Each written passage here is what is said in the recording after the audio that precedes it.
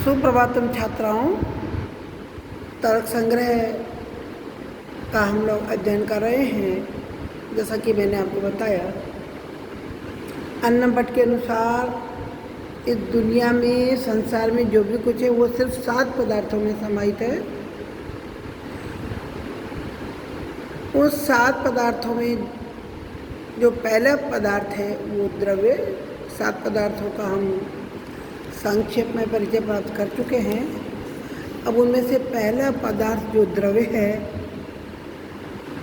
उस द्रव्य का हमने ये परिचय प्राप्त कर लिया था कि द्रव्य संख्या में 9 है। उन 9 द्रव्यों में जो पहला द्रव्य है, अब हम द्रव्य प्रकरण का अध्ययन कर रहे हैं। 9 द्रव्यों में जो पहला द्रव्य है वो है पृथ्वी। तो पृथ्वी क्या है, उसके कितने भेद है, ये सब बता रहे हैं। पृथ्व्या किम लक्षणम, पृथ्वी का क्या लक्षण है। कति च भेदा, और इस पृथ्वी के भेद कितने हैं। तत्र गंधवती पृथ्वी, इनमें से जिसमें भी गंध आती है वो पृथ्वी है। गंधवती, गंध से युक्त, सुगंध हो, दुर्गंध हो, जिसमें भी गंध पाई जाए वह पृथ्वी है। अर्थात जिसमें समवाय संबंध से गंध रहता है वह पृथ्वी है। सा द्विविधा नित्य अनित्य च, सा मानी वह पृथ्वी। द्विविधा 2 प्रकार की, कौन कौन सी।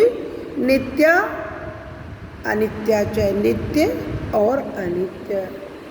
नित्य परमाणु रूपा, नित्य पृथ्वी जो है वो परमाणु के रूप में है।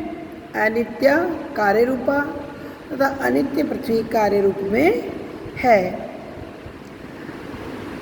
जैसे इनका उदाहरण बताते हैं, घट पट आदि रूपा। ये मिट्टी के कण हैं, जो कण है वो तो पृथ्वी नित्य है, लेकिन उन कणों से मिलाकर जैसे घड़ा बन गया, मटका बन गया मिट्टी के कणों में, तो मटका तो आज है और कल टूट जाएगा। जो कभी है और कभी नहीं, वो अनित्य है, तो वो कार्य रूप में है। तो पहले 2 भेद किए इसके, नित्य और अनित्य। उनके लक्षण दिए, जो परमाणु रूप है वो नित्य है और जो कार्य रूप है वो अनित्य है। इसके बाद पुनः त्रिविधा, फिर ये 3 प्रकार की है। कैसे। शरीर इंद्रिय विषय भेदात, पृथ्वी शरीर इंद्रिय और विषय के भेद से भी 3 प्रकार की होती है। शरीरम अस्मद आदि नाम, पृथ्वी का शरीर जो है वो हमारा शरीर है, वो पृथ्वी का ही माना जाता है। हम लोगों का जो शरीर है वह पृथ्वी का शरीर है। हमसे मतलब हाथी, घोड़े, पक्षी, पशु, वृक्ष इत्यादि सभी आ गए। तो उसकी इंद्रिय कौन सी है, वही पृथ्वी की। इंद्रियम गंध ग्राहकम घ्राणम नासा अग्रवर्ती, इसकी इंद्रिय है गंध को ग्रहण करने वाली, जो गंध सुगंध दुर्गंध को ग्रहण करती है उसको घ्राण कहते हैं। घ्राणम नाम उसका घ्राण है। नासा अग्रवर्ती, और नासिका के अग्रभाग में रहती है। पृथ्वी की इंद्रिय का नाम घ्राण है और वो नासिका के अग्रभाग में रहती है। विषय, पृथ्वी का विषय क्या है। मृत पाषाण आदि, मिट्टी पत्थर इत्यादि इसके विषय है। तो पृथ्वी के 2 प्रकार से भेद किए। पहला तो जो सदा वर्तमान है वो नित्य पृथ्वी है, परमाणु रूप में है। और कार्य रूप में, जैसे लकड़ी से हमने टेबल बना डाली तो ये कार्य हुआ। अनित्य, आज टेबल है कल टूट गई। कपड़ा, तंतुओं से हमने कपड़ा बुन लिया तो कपड़ा आज है कल फट गया। जो कार्य करने पर हो जाती है और फिर नष्ट भी हो जाती है वो अनित्य पृथ्वी है। जो हमेशा अपने रूप में रहती है वो नित्य पृथ्वी है, इसे परमाणु रूप में कहते हैं। एक तो ये समय के हिसाब से इसका भेद है। दूसरा भेद स्वरूप के हिसाब से बताया। स्वरूप के हिसाब से 3 भेद है। शरीर, शरीर जैसे मेरा है, आपका है, कोई भी शरीर जो पृथ्वी पर दिखाई दे वो पृथ्वी का ही शरीर है। और जिसमें गंध आती है, इसकी खास बात है, आप सोचिए यदि हम नहाएं धोएं तो बहुत तेज दुर्गंध आने लगेगी, और यदि कहीं गुलाब से खुशबू आ रही तो वो सुगंध जो है धरती की ही है, गुलाब महक रहा है, लेकिन वो पृथ्वी का ही लक्षण है। और इसके विषय क्या है? विषय जो हमें इसके विषय आँखों से दिखते हैं, हाथ से उठाते हैं, मिट्टी पत्थर इत्यादि हैं। लेकिन अब हमारे सामने है, देखिए पृथ्वी कितनी है ये तो हमने पढ़ लिया, लेकिन पृथ्वी का लक्षण क्या है? तो कहते हैं पृथ्वी का लक्षण तत्र गंधवती पृथ्वी, जो गंध से युक्त है वही पृथ्वी है। पृथ्वी का लक्षण है गंध समवायी कारणत्वम पृथ्वीत्वम, गंध का समवायी कारण पृथ्वी कहलाता है। नित्य और अनित्य दोनों प्रकार की पृथ्वी से संबद्ध रूप, रस, गंध और स्पर्श ये गुण अनित्य है तथा पाकज तेज के विलक्षण संयोग से उत्पन्न है। तेज के संयोग के कारण पृथ्वी में पूर्व में विद्यमान रूप, रस आदि गुण नष्ट हो जाते हैं तथा नवीन गुण उत्पन्न हो जाते हैं। जैसे कच्चे घड़े का श्याम रूप नष्ट होता है, जैसे घड़े को पकाते हैं उसकी जगह रक्त रूप उत्पन्न होता है। हरा फल जो है पहले कच्चा होता है, हरा होता है, पकने पर वही फल पीला हो जाता है। जैसे एक आप आम को लीजिए, आम जब कच्ची अवस्था में कैरी कहलाता है, उसका खट्टा रस होता है कैरी का, लेकिन जैसे जैसे आम पकने लगता है खट्टा रस मधुर रस में परिवर्तित हो जाता है। तो ये वायु, अग्नि, धूप इत्यादि के संयोग से होता है।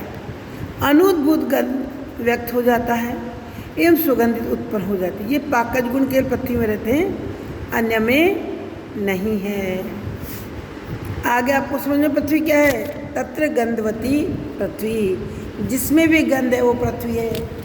व्यक्ति की जब मृत्यु हो जाती है 2 दिन मत उठाओ लाश को, बदबू देने लगता है। मुर्दे में से बदबू आ रही है तो बदबू किसका क्या है? गंध। और गंध किसका है? पृथ्वी का लक्षण।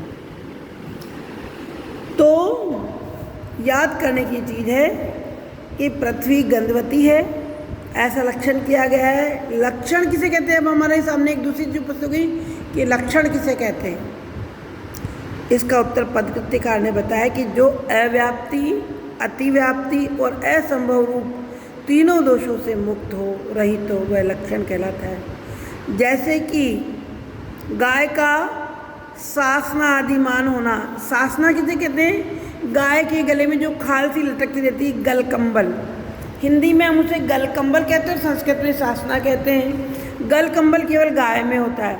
अतः सासना आदिमत्वम गोत्वम, ये लक्षण दोष त्रय रहित है कि जिस जानवर के गले में सासना यानी गलकंबल लटक रहा है वो गाय है। आप देख लीजिए, न तो बकरी में मिलेगा, न भैंस में मिलेगा, और न हमें किसी दूसरे जानवरों में ये लक्षण मिलता है। तो इसमें अव्याप्ति, अतिव्याप्ति और असंभव कोई सा भी दोष नहीं है। मैं आपको स्पष्ट करना चाहूँगी कि ये दोष कौन से और कैसे होते हैं।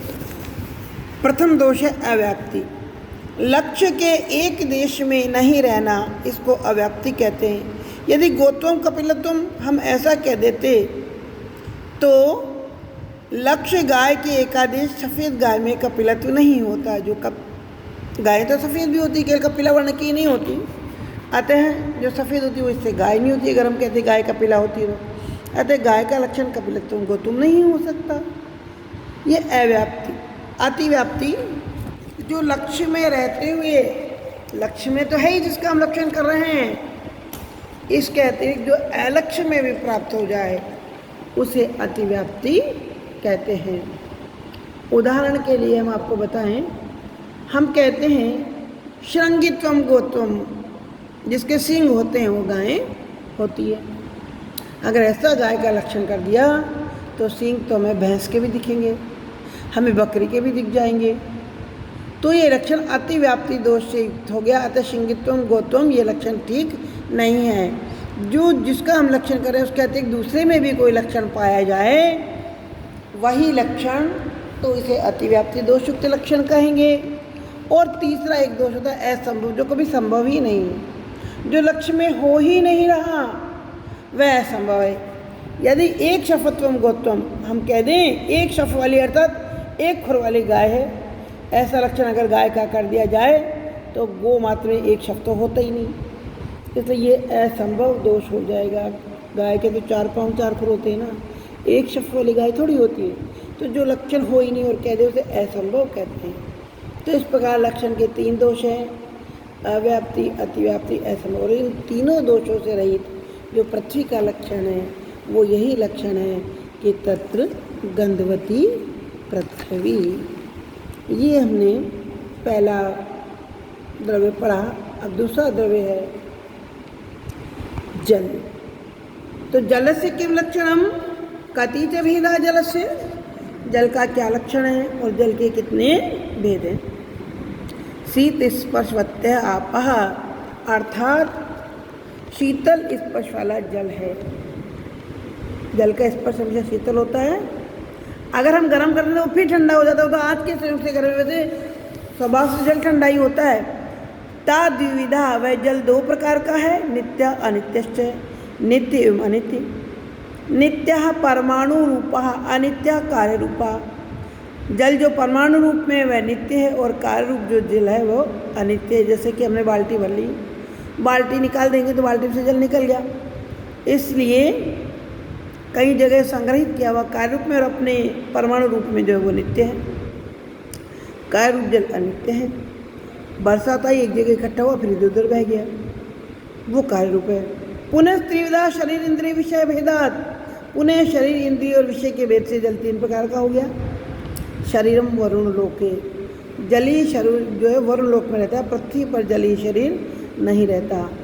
इंद्रियम रसग्राहकम रसनम जिह्वा अग्रवर्ती, लेकिन जल की जो इंद्रिय है वो रस को ग्रहण करने वाली रसना कहलाती है, जो जिह्वा के अग्रभाग में स्थित है, जिसे रसन या रसना कहते हैं। और विषय क्या है जल का? जल का विषय समुद्र, तालाब, कुआं इत्यादि जल का विषय है।